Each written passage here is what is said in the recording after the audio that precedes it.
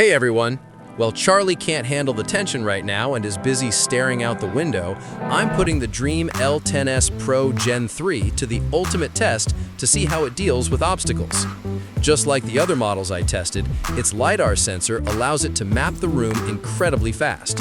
It navigates through the space in a very smooth, logical, and speedy manner. Something worth mentioning, even though it's not part of the obstacle course, is just how quiet this Dreame actually is. It's impressive.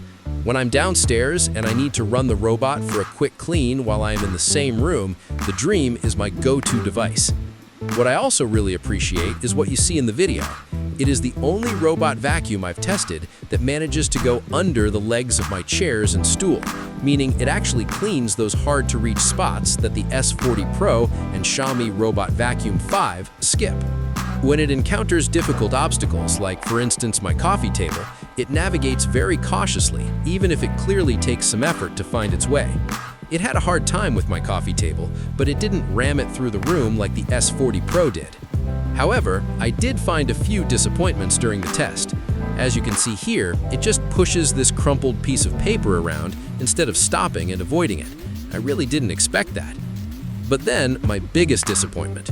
Against all expectations, it decided to eat the toy figures. It hesitated a little, but then it went in full all-you-can-eat buffet mode. I didn't see that coming at all. Charlie and I actually had to step in and rescue them. And the phone charging cable? It swallowed it like someone eating their first hamburger after a week of fasting. It was gone in a second. So, what is the verdict? The big advantage is its ability to maneuver through narrow passages and under furniture. But be warned, its appetite for toys and cables is much bigger than expected.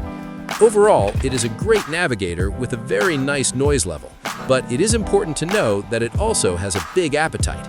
If you found this test valuable, please give the video a like and subscribe if you want to see more of these honest reviews. I hopefully see you in the next video. Peace out.